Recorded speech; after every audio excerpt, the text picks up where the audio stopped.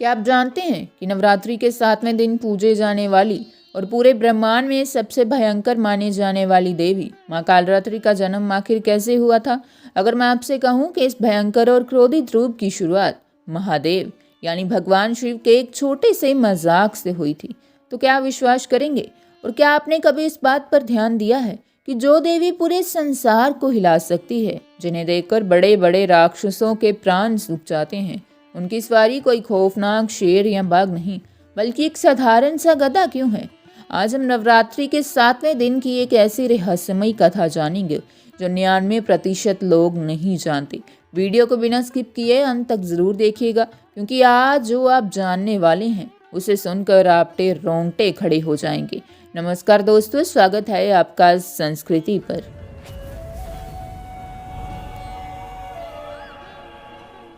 पुरानी कथाओं के अनुसार एक बार कैलाश पर्वत पर भगवान शिव और माता पार्वती अकेले समय बिता रहे थे। माता पार्वती का रंग उस समय थोड़ा सांवला था। बातों ही बातों में भगवान शिव ने थोड़ा मजाक करते हुए माता पार्वती को काली कह दिया। महादेव ने भले ही ये बात प्रेम और हंसी मजाक में कही हो, लेकिन भगवान शिव के इस एक शब्द ने माता पार्वती के हृदय पर गहरी चोट की। उन्हें लगा कि महादेव उनके सांवले रंग का उपहास उड़ा रहे हैं। क्रोध और आहत भावनाओं के साथ माता पार्वती ने तुरंत कैलाश छोड़ दिया और एक घनघोर जंगल में जाकर कड़ी तपस्या करने लगी। वर्षों तक माता ने बिना कुछ खाए पिए कठोर तपस्या की। उनकी इस तपस्या का उद्देश्य अपने सांवले रंग को त्यागना और श्वेत रंग प्राप्त करना था। तपस्या के प्रभाव से माता पार्वती ने अपने शरीर का काला रंग एक आवरण या केचुली की तरह अपने शरीर से अलग कर दिया। जैसे ही उन्होंने उस काले रूप को त्यागा, उनका रंग बर्फ जैसा सफ़ेद और चमकदार हो गया। इस चमकदार और गोरे रूप के कारण ही उन्हें महागौरी का नाम मिला, जिनकी पूजा 8वें दिन होती है। लेकिन कहानी यहाँ खत्म नहीं होती। जो काला आवरण माता ने त्यागा था, आखिर उसका क्या हुआ? वही काला आवरण जिसमें माता का क्रोध और तप समाहित था, उसने एक अत्यंत भयंकर और शक्तिशाली रूप ले लिया। उनका रंग घने अंधेरे जैसा काला था, बाल बिखरे हुए थे, गले में बिजली की तरह चमकने वाली माला थी और उनकी सांसों से आग की लपटें निकल रही थी। यही रूप माँ कालरात्रि कहलाया।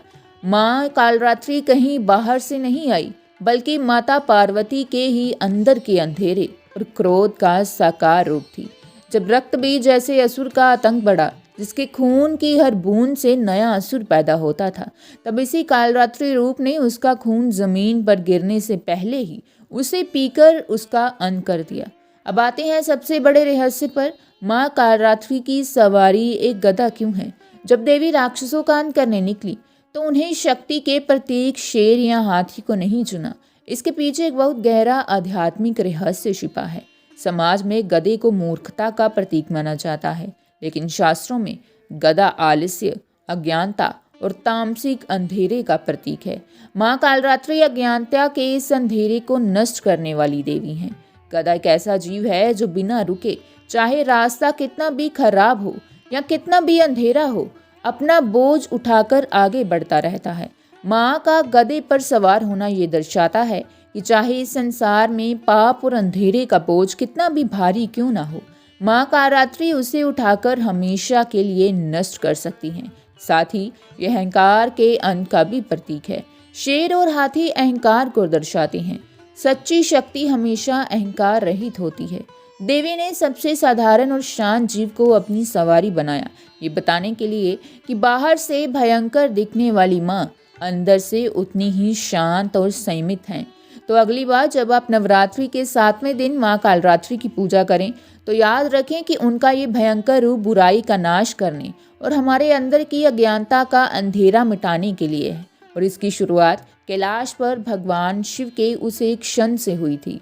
अगर आपको माँ कालरात्रि का ये अद्भुत रहस्य पसंद आया हो और आपने इस वीडियो से कुछ नया सीखा हो, तो कमेंट में जय माँ कालरात्रि ज़रूर लिखें।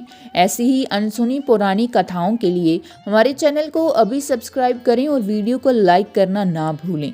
मिलते हैं अगली वीडियो में, तब तक के लिए हर हर महादेव।